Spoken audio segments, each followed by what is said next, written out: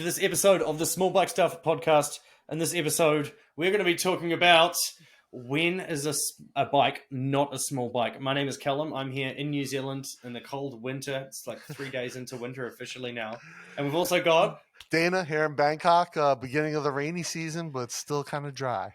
Yeah, absolutely, man. I think we've got your rain. I genuinely think you might. Yeah. If you want it, I'll package it up and send it over to you. You keep it for a little while. You keep it for a little while, and then I'll let you know how it goes. Thanks so much, man.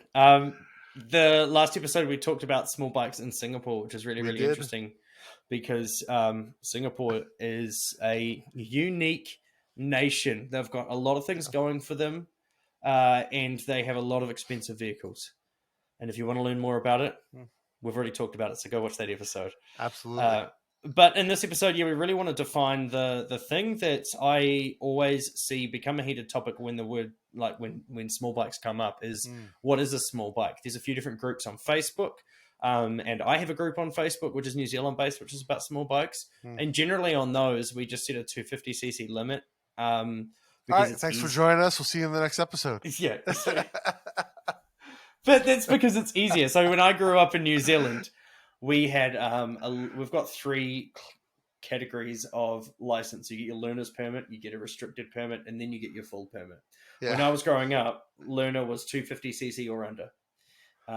About 2010, that changed to what we call a LAMS system, learner approved motorcycle system, and so it's a power to weight ratio. You can go out and buy a 700cc Triumph or like a 600cc Triumph triple 675, or you can go buy a Yamaha MT-07 and ride it on your learner's permit in New Zealand. So just like America, you can go out and buy a Hayabusa and learn on that. I mean, I think I sent you the meme, in Europe, they're like, oh, this is your one, we'll start you on the 125, and if you do good, we'll move you up to a 300. And in America, it's like, all right, if you can tell me what color that stoplight is, you can drive this piss missile. Yeah, it's very true. And piss missile is a very accurate description for Hayabusa. I've driven a Hayabusa. They are amazingly insane.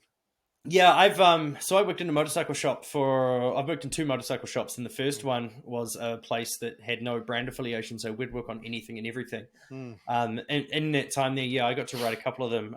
Never really got them out of second gear as we were in a domestic area that had low speed limits, but it's one of those bikes where I was like, I'm going to pin it in first gear, thinking, oh, the front wheel might pop up, but the rear wheel just spun.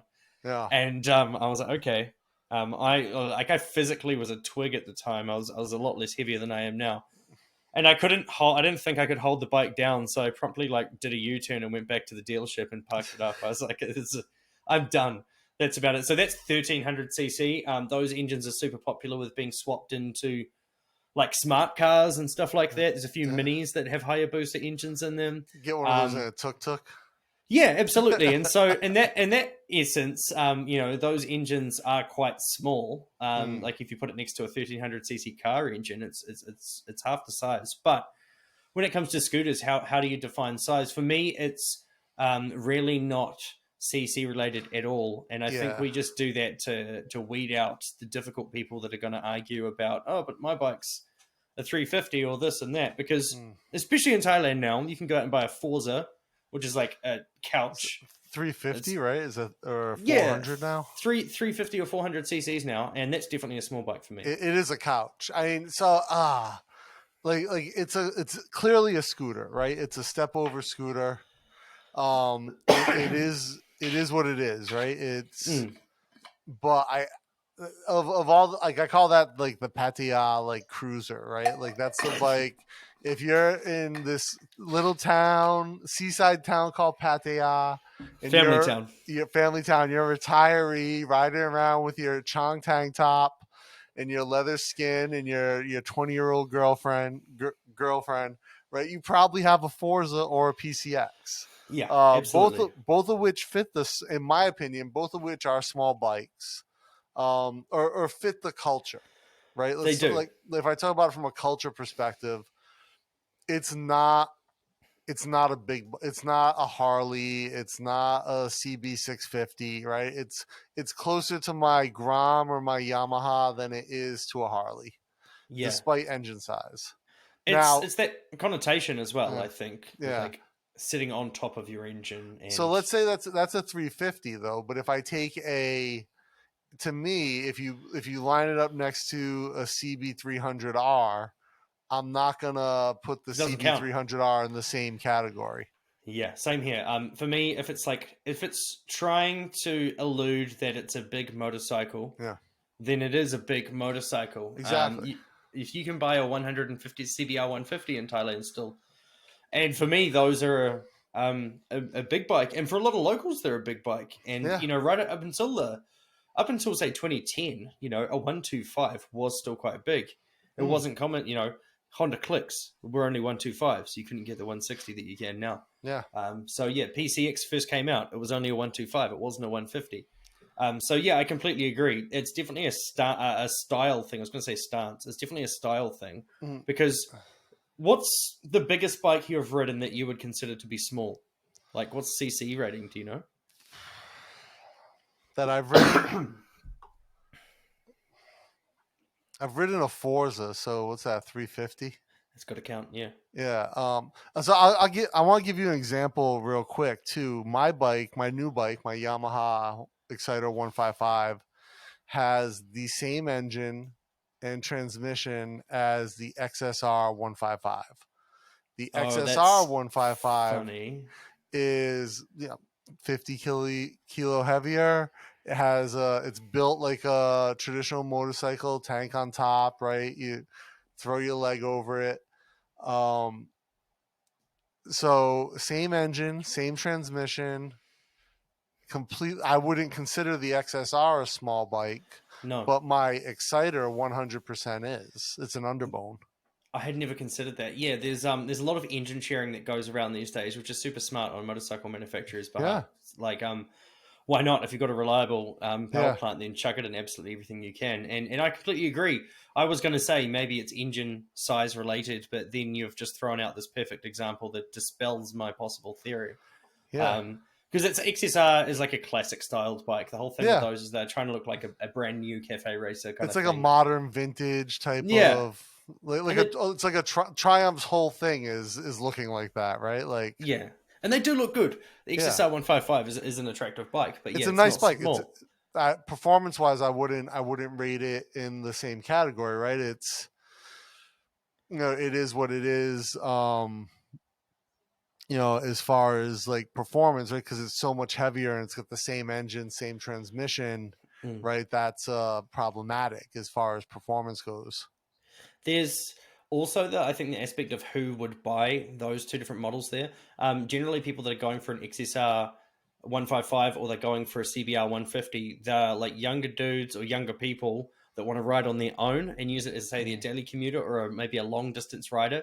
Whereas, you do see the occasional passenger on the back of them, but I have a specific memory into 2019 going down Soy 13 or something like that, really close to a sock there, and an M-Slaz 150 went past me. Same engine, same with the engine, most same transmission. filthy exhaust tone you've ever heard in your life. And there was a girl on the back of it, and because of the way the seating's set up, you've got the main rider here. She was like a solid half a meter higher than the person in the front. Whereas if you put that same two people on an Exeter 155, you're basically having a nice hug, and you're at a similar height there. So it's interesting that like the big bike of those wouldn't be the one that I'd get to take a pillion on. Yeah, it's so the M-Slaz, the XSR, the Exciter, and I think there's two other bikes that have the same engine in the Yamaha lineup. And to me, the Exciter is the only one that is the small bike. Yeah, absolutely. I think they've got the R15 now. In New Zealand, especially, they've just released it, which is the exact same engine. And supposedly the NMAX 155 has the same barrel, piston, cylinder, and head, and all that kind of stuff. So that's a twist and go. So the whole way it operates and delivers as well. Yeah, there's so many of them, and it's just insane. Someone commented on my last video that we were talking about the Singapore one about the different ways that the name of the model of the Yamaha Exciter. What did you say? It's the LC135 in Malaysia, the Jupiter MX in Indonesia, the Exciter in Thailand, Vietnam, the Krypton in Greece, the Oh. GTR Supra in Indonesia, and the Aerox in Indonesia. And it's the Sniper in the Philippines, right? Yeah, something like that. Yeah, Yeah. absolutely. I think that is, yeah, I believe so. It's hard. I mean, when we're talking about what is the smallest bike that I've ever ridden, the biggest small bike I've ever ridden would be, I believe it's called the Aprilia. Is it SRV 850? 850. Have a before you judge me. Bring it up and have a look at what you think of that. It's the Aprilia SRV 850. I got to ride one in anger. It had a set of Arrow exhausts on it, or an Arrow exhaust, and that thing was a very pleasant sounding scooter that. So this is like if a scared the living Goldwing was a scooter. Yeah, and there are other big CC twist and goes. I think Honda released the Pacific Wing or something like that, or it's an old model from the 90s, and Honda has a whole bunch of bikes with NCT transmissions, the automatic transmission. It's like a 750, and you just accelerate and it goes. So this Aprilia is legit. It's a scooter. It's a scooter. Yeah. It's 100% a scooter. If you can bring up a picture of the dash, you've got like a full-on car-looking dashboard there. It looks like a Goldwing for sure. Like if a Goldwing was a scooter. Yeah, absolutely. And I rode one of those not too long. I mean, brand new when they came out, they were worth around $16,000 US dollars. It's 839 cc. I think is it a V twin or is it? Yeah, it's a V twin. So it's producing 57 kilowatts of power, 76.4 Newton meters of torque. We've got 16-inch wheels. No, the front is a 16. I think the rear might be a different size. But long story short, I think that's one of the biggest scooters that was ever made. And I rode that and jumped on it. And I was working at a motorcycle shop at the time that sold Triumphs, and Triumph do the Rocket, which is a 2.5 liter 3-cylinder. Yeah. And that's a big bike. And so we had a lot of stuff around, and people were still laughing at me, like riding up the driveway to leave on this Aprilia 850, and I was having the time of my life. I considered it to be a small bike, and no one that looked at me would have ever been like, "Oh wow, cool, you're riding a motorcycle." Everyone would have said, "Oh, that's a scooter." Yeah, but I could have beaten almost anyone off the line. Up until about 100 kilometers an hour, I would have had them. That thing just disappeared. Yeah, so I mean, 850.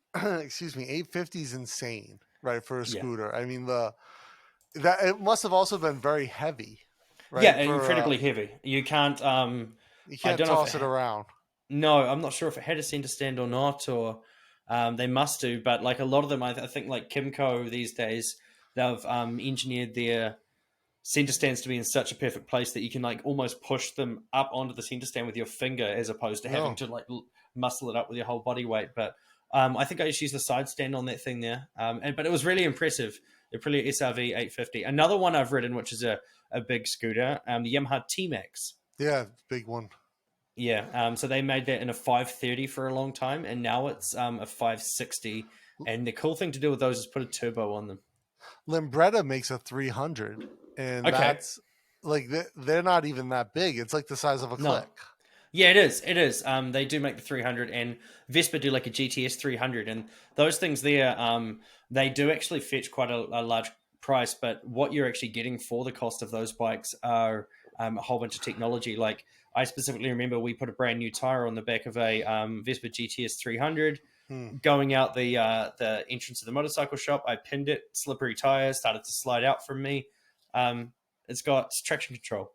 So it just kind of kicked in and wouldn't let me fall over. And I was like, wow. Yeah, so this is really impressive. I would love to have that in the Yamaha. Yeah, you don't need traction control. Just learn how to do a power slide, my friend. So I think in a traditional sense, it really comes down to perception. And unfortunately, perception is an individual reality for everyone. So the real answer to this question is that it's up to you. Yeah. But I mean, I'm not gonna, like I said, for me, it's the style but I think for you too, like that 850cc scooter is a scooter, right? If someone was like, hey, let's do a ride, and they rolled up on that, I'd be like, hey, cool bike, let's go. versus like if someone rolled up and they're like you said, they're rocking an M slaz. I'm like, Yeah. you know, It's you're trying to be something you're not. Yeah, Kimco do a model called the My Road 700. So that's a parallel twin. Oh And I've wow. also ridden one of those. And that was, I think, because it's not an Aprilia. You just when you see Aprilia on the side of a scooter, you kind of like, I don't know, it's got that kind of prestige associated with it. That Italian, oh, it might be quick because it's Italian. See, It might be notoriously unreliable too, but yeah, it like might be because it's quick. Italian, right? Yeah, It's gonna look pretty. It probably will be fast, and it will be unreliable. yeah. Or like I like to say, Italian bikes very much like Italian women, high maintenance. Yeah, there's the 700cc My Road really looks like a scooter because I mean if you look at the side-on profile of those, it looks like it's been pre-crashed. It's had like from the factory.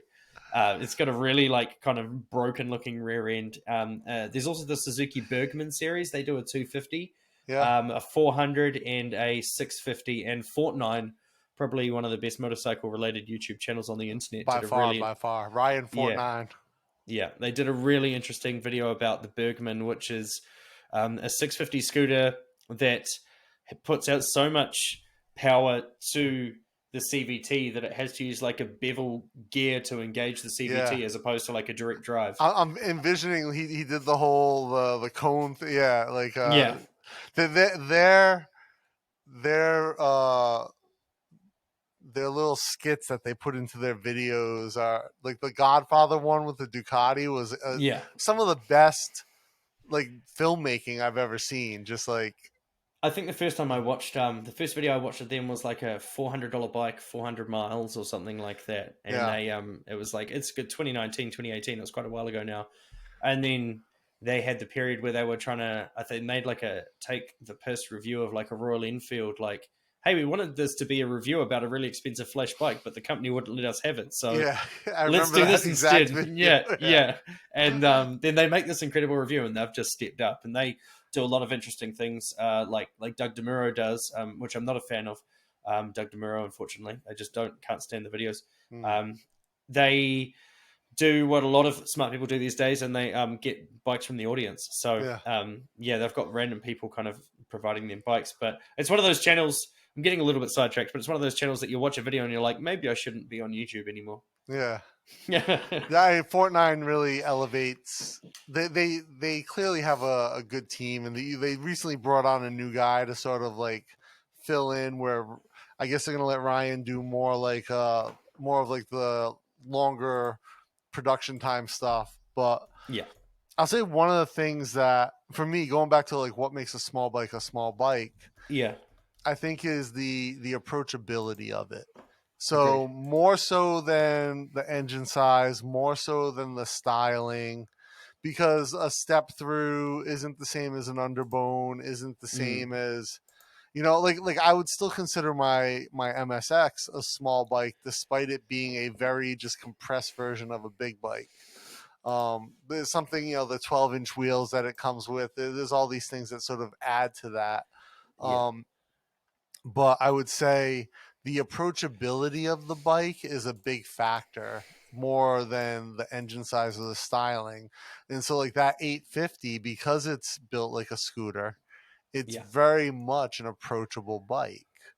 And like you can look at that for better or worse, because there's a lot of idiots who are like, I can ride a scooter, yeah, I just have to twist and go, right? yeah, There's a lot of people who make that mistake. So for better or worse, but the approachability and the the sort of the innate ability for someone to feel comfortable jumping on a scooter to some level, I mm, think is important for the small bike culture, because it lets people who wouldn't want to ride a Harley or a Goldwing or a Hayabusa look at this bike and be like, hey, that's enjoyable. That could be an optimal solution for what I want.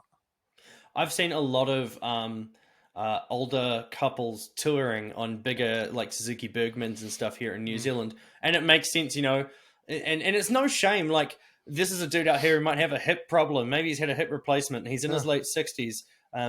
look, he would much rather be on a nice big Harley Davidson Road King, but that's just not realistic anymore. This bike enables him and his partner to get out there and do more than most people do at that age. A lot of people Yeah. post age 65 just start to wait to die. Yeah. And this guy's out there, you know, living his life. Even in the South Island of New Zealand, there's a specific crew coming out of, I think, Christchurch or Dunedin, one of the biggest cities down there.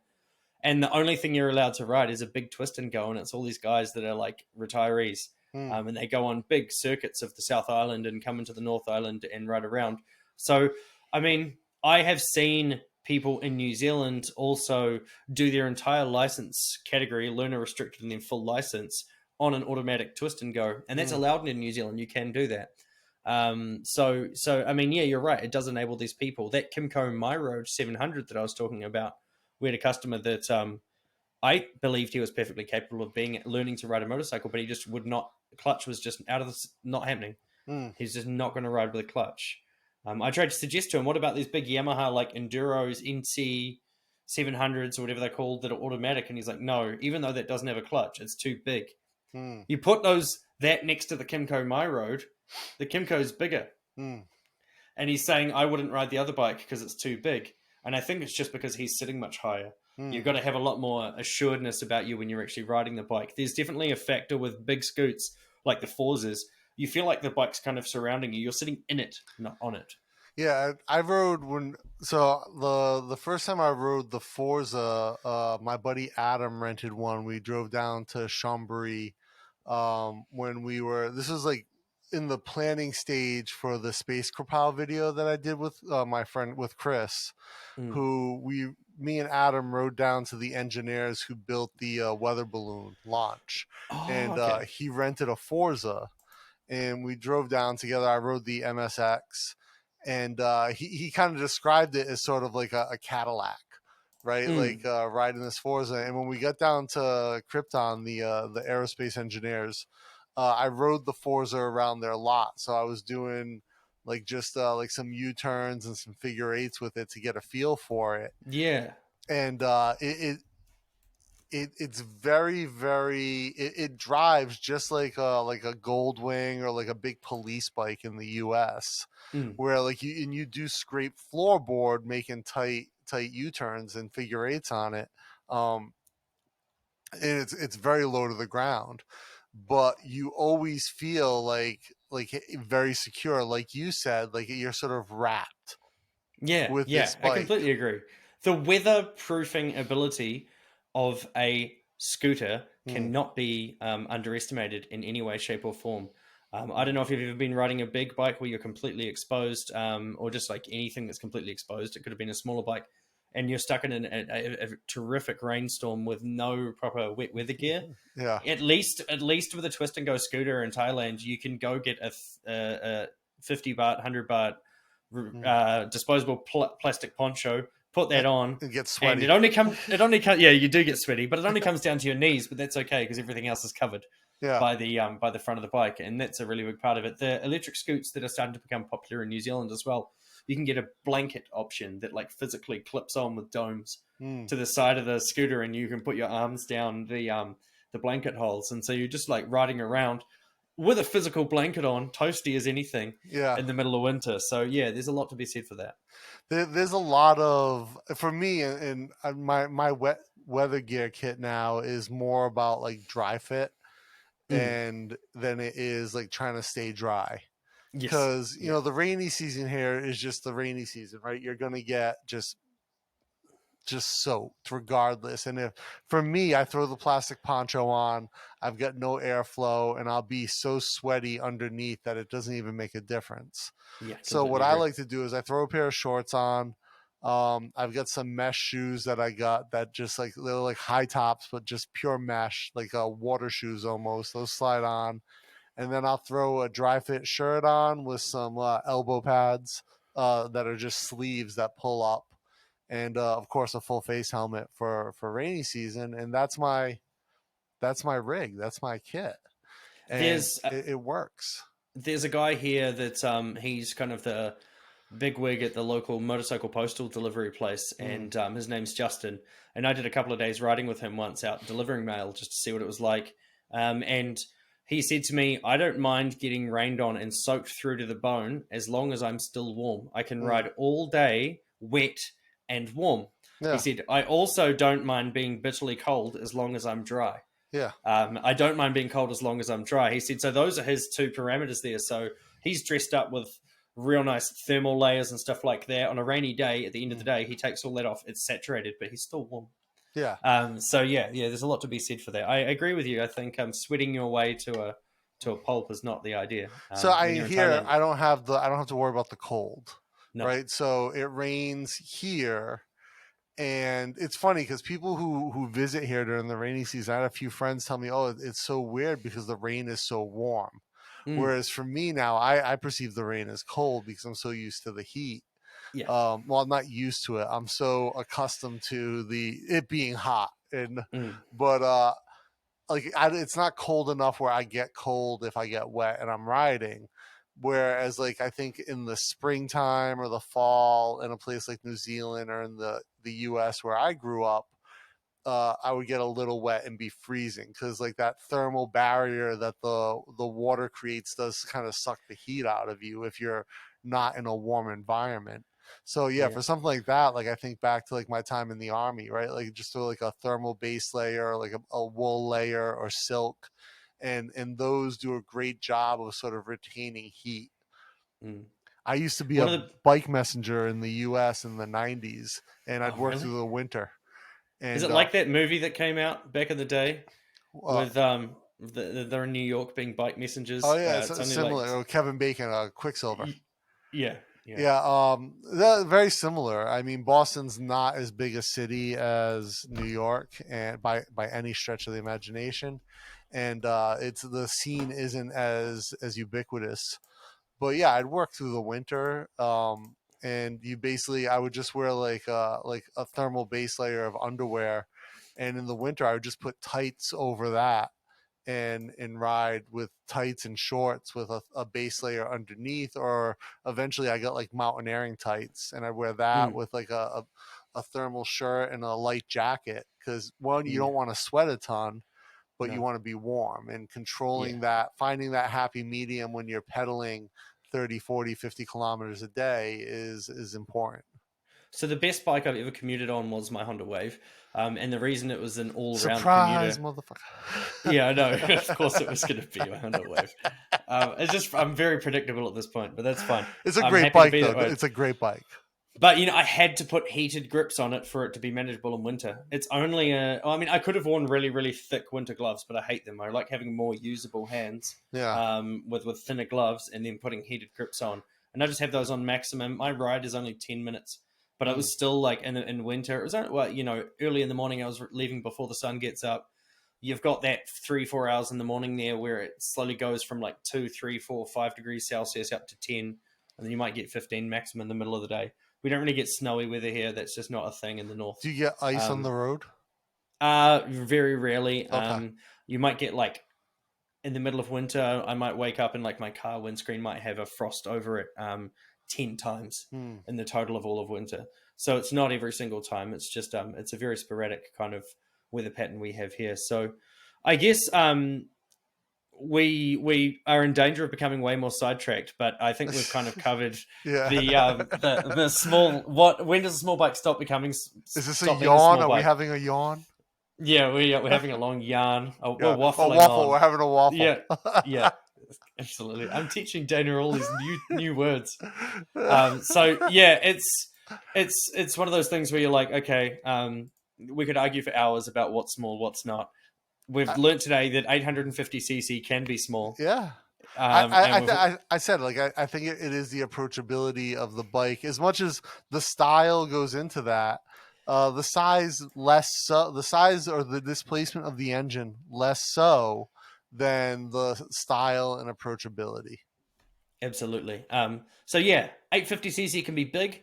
150cc can...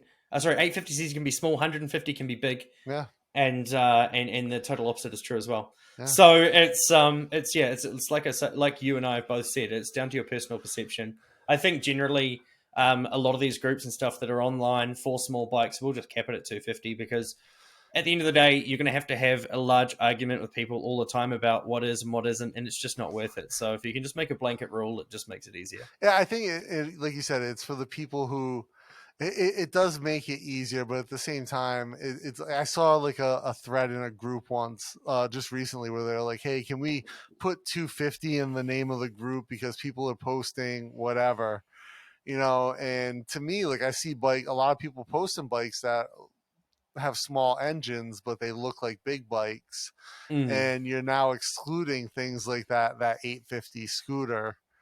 And I wasn't that long ago too. I was reading, to your point. I know exactly what post you're Yeah, talking about. I know you know. Yeah. I know you know what post. I'm not going to say what, but you know the post I'm talking about. And the comments are kind of split 50-50. Some people who sort of agree with us, like, hey, you know, does it really matter? And other people are like, yeah, 250. Yeah, it's I don't know. It's a cultural divide in the world of small bikes, but at the end of the day, I think you and I are both mature. I mean, we're not mature, but we're mature enough in this situation to just know that everyone can have their own kind of thoughts. Yeah, if someone came up to me and said they considered their 150cc big looking bike to be small, I'm not going to argue with them about it. No, I mean, if you're enjoying riding it, like I'm not gonna judge. Like if you want to ride a 150, a CBR 150, which looks exactly like a CBR 300 or a 500, you know, it's fine. Okay, Yeah, great, do it. yeah, Go for it. enjoy it. More like people on bikes, the better. Exactly, you're riding. Yeah. Like at the end of the day, like I don't care if if you're having a good time, you're riding and you're enjoying it. I'm not gonna judge. No. Like zero pretension in it, you know. It should be fun, it should be enjoyable. These little distinctions, like what makes a small bike, are fun from a sort of debate perspective and an argument perspective, but Yeah. like you said, am I going to correct someone who's like, oh, my one CBR 150 is a small bike? Sure, great, fine. Yeah, Like that's fine. my CB 300 is a small bike. Like, and it's also contextual. If you're in America, a CB 300 would hands down be considered a Rebel 300, a CB 300. 500 Rebel 500 is a small bike. Small over there. bike in the US, like easily, because like I mean, like I think like an average bike is probably like 900cc in the US or something ridiculous. So what we've learned is that if I was born in America, this would be a very different channel. Yes. But yeah, that's okay. I wasn't, so don't worry. Look, I think we'll call it there. We've got a couple of good episodes coming up. So if you're interested in a really long waffle about the Honda Grom or Honda MSX 125, which I actually had a guy try to argue with me that they're not the same bike recently, which is great. I saw that. It's wild. So we'll talk about that and we'll get into that a little bit more. We're also going to have a bit of a focus on small bike adventure riding, small kind of quick, few day rides with adventures and kind of what you can do going camping on small bikes. And later in the season, we'll also probably have a chat to someone else that's ridden a small bike around the world. If we can get the logistics to line up, because it's going to be 3 different time zones we're going to have to work with. But look, thank you so much for watching the Small Bike Stuff podcast. This has been a really, really fun topic for me. Check out the rest of our season so far and check out all the other videos on my channel, Small Bike Stuff. And we've also got Dana at Idea Studio BKK. I think we're going to sign out. That'll be about it. See you next time.